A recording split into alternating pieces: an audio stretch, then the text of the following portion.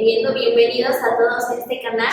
Es nuestro primer video de Dislexia Sin Fronteras, estamos muy agradecidos de tenerlos acá. Como es una ocasión especial, también quisimos tener una invitada muy especial y el día de hoy trajimos a la maestra Montserrat Madrid. Es un honor tenerla acá. Es una persona que lleva años de experiencia trabajando con niños y jóvenes con dislexia y nos gustaría que nos comparta su experiencia y el aprendizaje que ha tenido de esto. ¿Cómo está, maestra? Muy bien, muchas gracias por la invitación. Claro que sí. Bueno, pues a nosotros nos interesa demasiado el tema de dislexia y pues nos quisimos acercar a usted para que usted nos cuente un poco más, para que nos dé unas descripciones y demás. Entonces, pues este se va a dividir por bloques y el primer bloque es la presentación sobre qué es la dislexia. Entonces, maestra, me gustaría empezar explicándonos de manera sencilla qué es la dislexia y cómo se manifiesta. Ok, bueno, la dislexia está considerada dentro de las dificultades del aprendizaje. Es un trastorno del desarrollo que se origina específicamente en los niños y en las niñas. Y en términos coloquiales, pues son las dificultades que presentan para el aprendizaje óptimo de la lectoescritura. Ok, perfecto. Y siguiendo esta línea de ideas, ¿cuáles son los signos más comunes que los padres o maestros pueden pues observar o notar en algún niño que pueda decir, puede que tenga dislexia? Bueno, es muy importante aclarar que la dislexia se diagnostica pues en la etapa escolar, ¿no? Justamente en la edad en la que se empiezan a adquirir los procesos de lectoescritura, aproximadamente entre los 7 y los 9 años.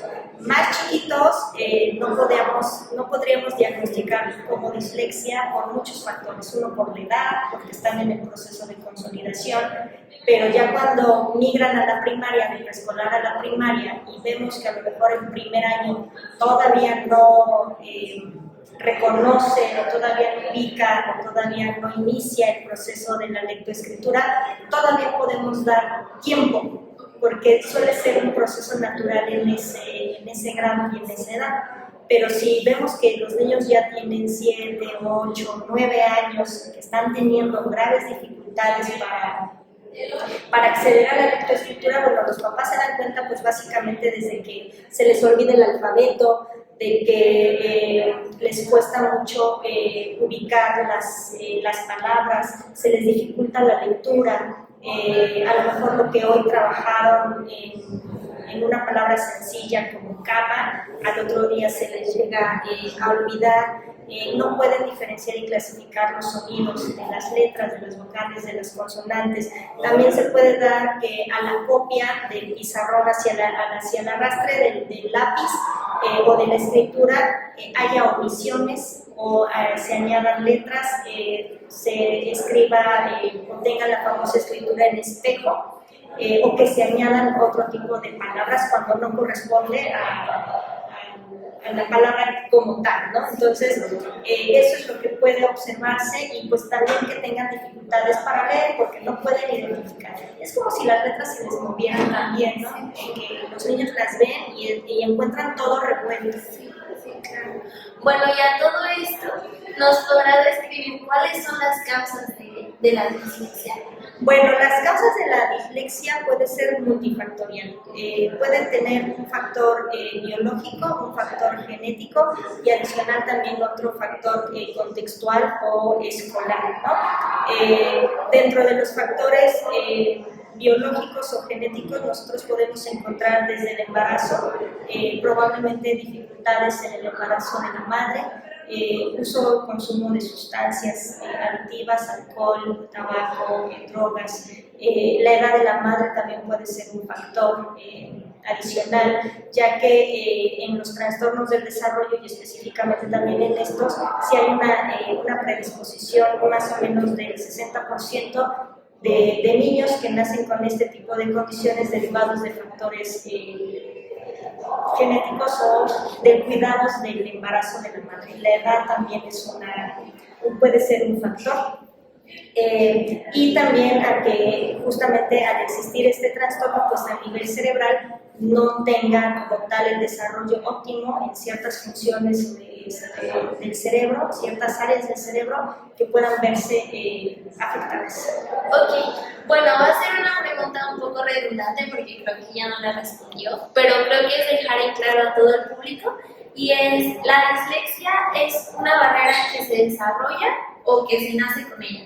Se nace con ella, no se desarrolla como tal, pero sí puede ser un desencadenante de que la barrera se haga más amplia si no se recibe una intervención adecuada. Ok, perfecto.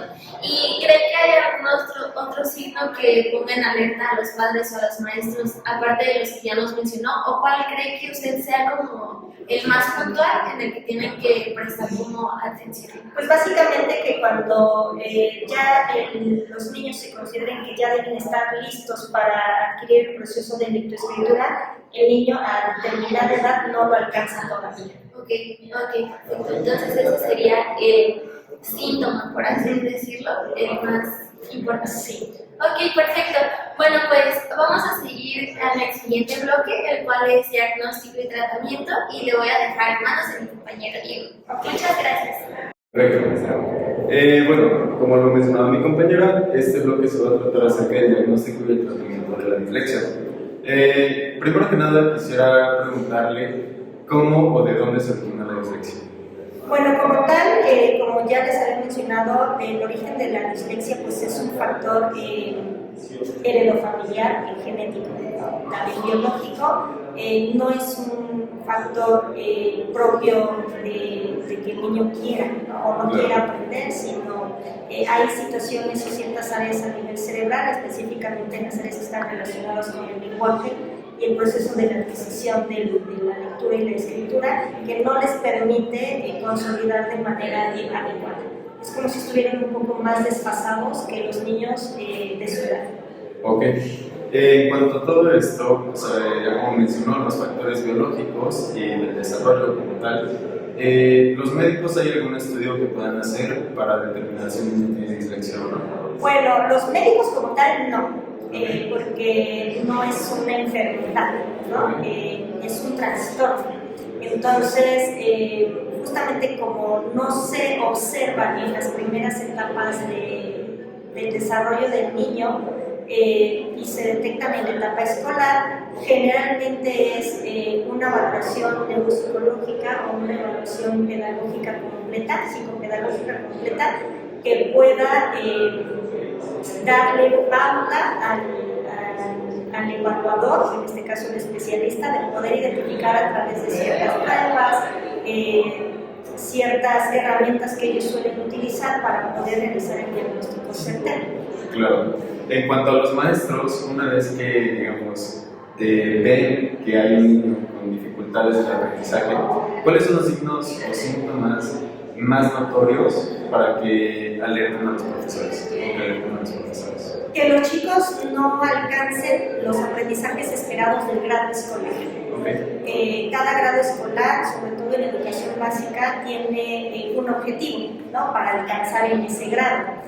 Y cuando las maestras empiezan a observar que desde la evaluación diagnóstica, porque todos los maestros realizamos una evaluación diagnóstica al inicio del ciclo escolar para ver cómo vienen los niños, puede ser un dato de observación. Pero conforme va avanzando el ciclo escolar y no alcanza y no consolida no solo los aprendizajes básicos de la lectura o de la escritura, sino que tenga dificultades en la memoria, que tenga dificultades para la concentración, que se distraiga fácilmente, que no le guste hacer ciertas tareas en específico, que se rehúse a trabajar dentro de la dinámica del salón, ya como tal puede ser un dato de alerta para el maestro para poder identificar, uno, que está teniendo dificultades para ciertos procesos, que no se integra, que no se adapta, que a lo mejor no trabaja, y que simplemente el maestro cuando le coloca los ejercicios se da cuenta que tampoco puede realizarlos. Entonces ya con eso puede ser un factor para canalizar, no para diagnosticar, es muy importante porque los maestros no tienen esta capacidad para el diagnóstico, pero sí tienen la capacidad para detectar que puede haber alguna situación en ese niño o esa niña que le pueda generar una dificultad de aprendizaje. Ok, perfecto. Sabemos que la dislexia es un trastorno que no tiene cura. Sin embargo, ¿qué tipo de apoyo o intervención es necesario o puede ayudar a estos chicos con dislexia para seguir adelante, para proseguir con la carrera? Ok, efectivamente no tiene cura porque, repito, no es una enfermedad. Entonces, también sería una de las terminologías que tendríamos que empezar a erradicar, en el sentido de que es un trastorno y es una condición con la que van a vivir toda la vida, ¿no? Pero con las intervenciones pedagógicas adecuadas, con seguimientos adecuados, con práctica, con el seguimiento que se puede realizar en la escuela en cuanto a ajustes curriculares, actividades específicas para esos alumnos, diferentes del resto del alumnado, que el maestro pueda brindar momentos de espacio específicos para trabajar con el estudiante y adicional la casa también apoye para dar el seguimiento. Estos chicos y estas chicas pueden realizar perfectamente una vida académica normal sin ningún problema con la intervención necesaria. Ok. Justamente que mencioné esta parte del acompañamiento psicopedagógico y demás, ¿usted considera que si no se lleva este acompañamiento se tiende a la deserción escolar? Seguramente sí, en muchas localidades. También depende mucho del contexto del alumnado, depende mucho del origen del alumno en cuanto a si es un alumno que habita en ciudad o si es un alumno que habita en una comunidad, porque efectivamente no va a tener los mismos recursos para los seguimientos y para los apoyos y para la continuidad escolar. Entonces, evidentemente los chicos que carezcan de este tipo de apoyos sociales, económicos, familiares e inclusive terapéuticos, pues por supuesto que pueden llegar a la deserción escolar, sobre todo por la falta de educación, por la falta de información de los padres en relación al trastorno, porque hay un desconocimiento de.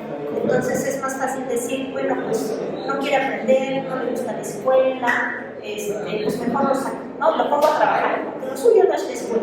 Cuando a lo mejor presentaba una dificultad en la aprendizaje, ¿no? Presentaba dislexia. Pero otros chicos que tengan los apoyos adecuados en toda la parte contextual, pues perfectamente pueden continuar su vida académica sin ningún problema. Ok, justamente abordando la falta de desinformación en los padres y en las personas a cargo de niños con estas barreras del aprendizaje, me gustaría saber si hay algunos programas por parte de la Secretaría de Educación Pública que pueda apoyar a estos niños o bien haya algunas instituciones que tengan este tipo. Mira, en educación básica, particularmente por parte de la Secretaría de Educación Pública, en las escuelas oficiales, o las escuelas de gobierno, que es como normalmente se les dice, tienen el programa de USAER y el programa de CAM, que es los centros de atención múltiple, pero bueno, eso está más encaminado a trastornos y a condiciones más severas. Pero por ejemplo, la USAER en CAPEC, en el caso de los chiquitos de preescolar, son unidades de apoyo que sirven justamente para atención de este tipo de niños. Es un equipo multidisciplinario que se conforma por una maestra de apoyo, un psicólogo, un trabajador social, en algunos otros casos un PAIDO, una maestra en lenguaje y comunicación, que es la famosa maestra terapeuta del lenguaje, que en trabajo vinculado atienden a esos niños que ya llegan con un diagnóstico y se integran a la escuela regular, es decir, es una unidad que opera en ciertas escuelas y esos niños se integran a sus grupos normales y lo único que hace USAER, por ejemplo, es atender y dar seguimiento. ¿No? En los colegios particulares no existe como tal esa unidad de apoyo, más bien las escuelas particulares, algunas tienen la fortuna de contar con departamentos de psicopedagogía que realizan la función como de USAER, en donde los maestros son los que canalizan a los estudiantes al departamento, el departamento hace lo propio con atención a padres de familia y se canalizan con especialistas expertos. Y lo que se hace es un seguimiento para que ese niño tenga la mejor intervención. Perfecto. ¿Y este servicio de USAER es gratuito? Sí, el servicio de USAER en las escuelas oficiales es completamente gratuito. ¿Y es necesario tener el diagnóstico de dislexia para pedir ese servicio o ellos te pueden ayudar con el diagnóstico? Ellos también te pueden ayudar con el diagnóstico, pero la mayoría de los chicos que pertenecen a USAER o al CAPEL en preescolar ya llegan diagnosticados. Por eso están en USAER, porque la misma USAER es quien ayuda a hacer ese proceso de intervención y de seguimiento. Y si tú me preguntas, ¿hay lugares externos que puedan ofrecer el servicio? Sí, pero son servicios particulares que tienen un costo generalmente elevado, no es tan económico, aunque sí vamos a encontrar algunos lugares que ofrecen el servicio con cuotas voluntarias o con reducción de costos que pueden brindar atención a las familias, pero como tal programas externos que ofrezca a bajo costo o gratuito, no. Ok, y hablando de estos programas, ¿cómo pueden estar seguros los padres que quieren llevar a su hijo a un servicio particular de que ese servicio es confiable? Bueno, de entrada, contar con la revisión de siempre del lugar al que van a acudir los papás, solicitar retroalimentación del mismo lugar, pedir informes. Por favor, vayan con especialistas adecuados, pidan células profesionales y que les expliquen cómo se hará el proceso de valoración, sobre todo para que puedan tener la valoración acertada. Ocurre muchas veces que muchos niños llegan mal diagnosticados, ¿no? O llegan con diagnósticos que no corresponden a la condición del niño. Entonces, los padres hacen muchas veces doble inversión económica porque una valoración neuropsicológica o psicopedagógica suelen ser caras, ¿no? Suelen tener costos elevados. Entonces, pues, los padres invierten económicamente y desafortunadamente en algunos casos pues, reciben diagnósticos erróneos, ¿no? Entonces, siempre buscar opciones que sean confiables, que sean recomendaciones a lo mejor de otros papás, y a veces las mismas escuelas también colaboran con lugares que les puedan proporcionar el seguimiento. Ok, perfecto. Siguiendo esta línea de bloques, quisiera pasar al tercer bloque, el cual son mitos y realidades sobre la dislexia. ¿Okay? En este tercer bloque vamos, o más bien quiero preguntarle, ¿cuál cree usted que es el más común y por qué es importante desmentir? Bueno, hay muchos mitos en relación a la dislexia. El principal de ellos es que la escritura en espejo o la escritura invertida ya es un factor que va a determinar el diagnóstico de la dislexia. Y no necesariamente es así. Ok. Y justamente creo que otro de los más importantes mitos es que todos los niños con dislexia que tienen estas barreras del aprendizaje son revoltosos o tienen problemas de mala conducta, ¿no? ¿Cuál es su opinión acerca de eso? Efectivamente es un mito, porque si los niños llegan a tener ese tipo de comportamientos es justamente porque no pueden acceder al aprendizaje y pues evidentemente se comportan como niños, se van a distraer, efectivamente pueden de repente tener ciertas conductas poco deseables dentro del salón de clases, pero como tal no es necesariamente un diagnóstico de dislexia. Ok. Y dentro de los niveles de educación pública básica, es muy común que los maestros no estén capacitados para enseñar a niños con dislexia. ¿Es verdad esto o es mentira? Mira, desafortunadamente nuestro sistema de educación pública efectivamente no prepara a los maestros para recibir a niños con este tipo de diagnósticos y otro tipo de condiciones. Claro. Porque efectivamente los maestros se preparan para enseñar matemáticas, español, ciencias, ¿no? Historia, geografía, y no necesariamente para atender niños con condiciones.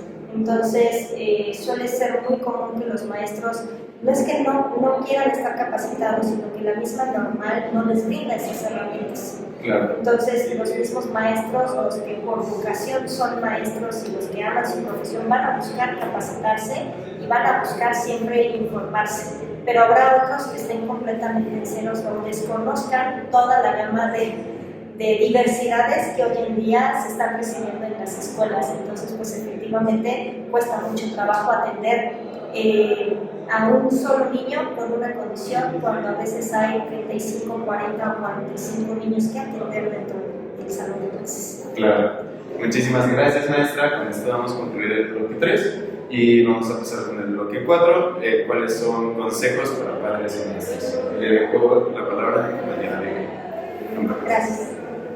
Buenas noches, maestra. Pues hablaremos ahora sobre los consejos de padres y maestros. ¿Usted qué consejos puede dar a los padres que acaban de recibir la noticia que su hijo tiene dislexia?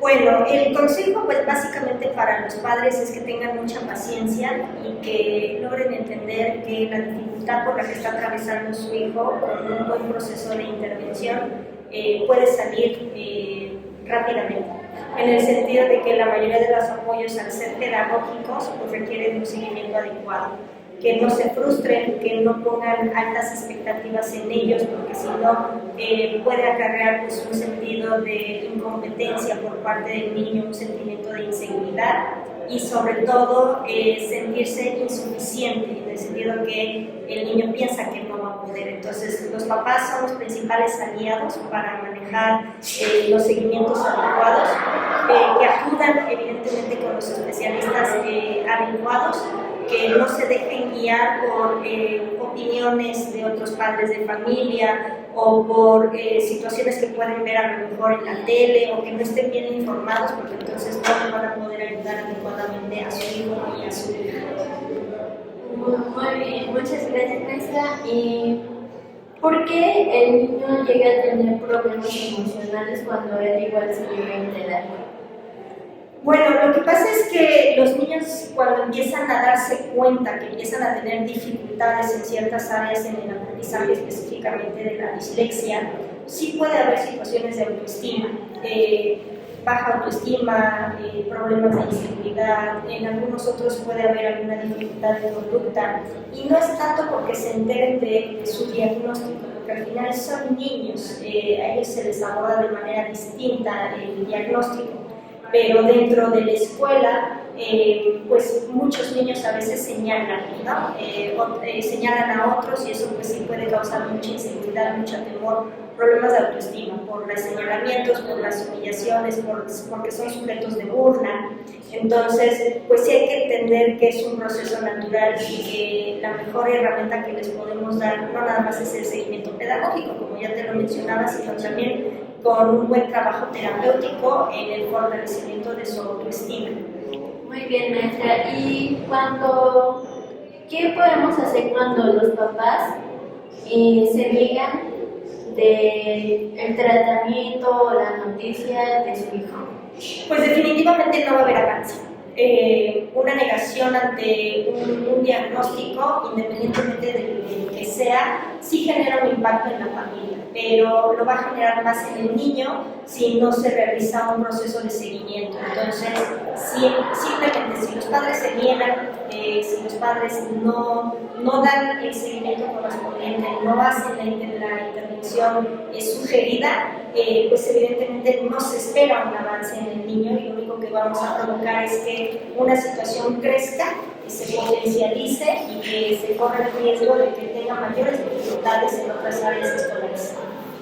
Muchas gracias, maestra. Ahora la siguiente pregunta es, ¿qué mensaje le daría a los maestros que quieren ayudar a sus alumnos con dislexia? Que se capaciten, que tengan también mucha paciencia, que tengan mucha disposición por entender no solamente la dislexia, sino otro tipo de trastornos relacionados al aprendizaje y en general otro tipo de trastornos del neurodesarrollo que presentan los niños, y que logren desarrollar sus planes y programas que estén flexibles a las necesidades de esos alumnos, que puedan trabajar en colaboración junto con sus direcciones escolares y junto con los padres de familia y también junto con los especialistas, porque al hacerse un abordaje integral, pues evidentemente se van a obtener ciertos beneficios en el niño. Entonces, mi recomendación siempre es que los primeros que se tienen que capacitar tendrían que ser los maestros. Muy bien, muchas gracias, maestra. Y otro consejo para las personas que son amigos o personas que conozcan, que tengan una barrera de aprendizaje? Pues que los traten como tratarían a cualquier otra persona.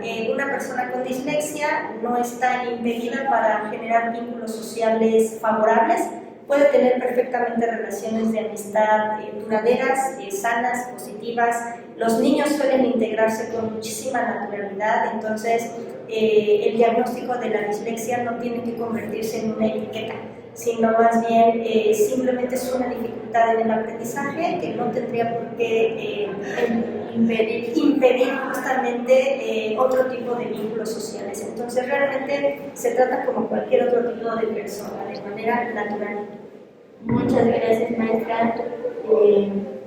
Pues un consejo que nos pueda dar a nosotros como psicólogos para tratar con niños que tengan esta dificultad.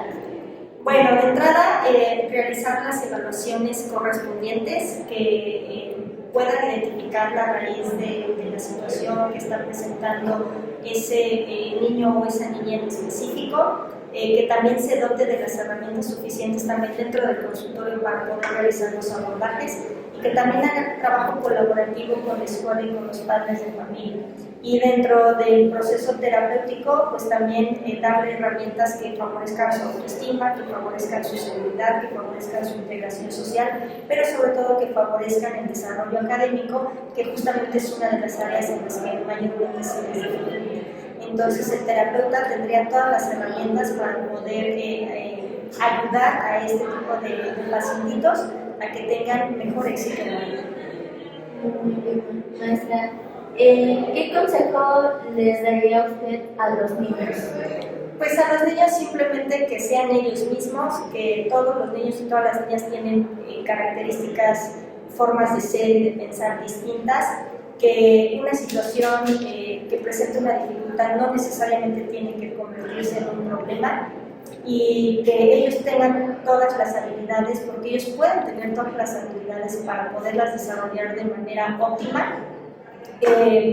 Realmente como tal el niño no visualiza su problema a mayor escala, solamente de chiquito a veces se llega a acordar que tuvo dificultades escolares, a lo mejor para aprender a leer o para aprender a escribir, pero con un buen abordaje ellos normalmente pues tienen un desarrollo favorable. Entonces, bueno, a ellos únicamente decirles que sean ellos, que mantengan su esencia, que al final todos tenemos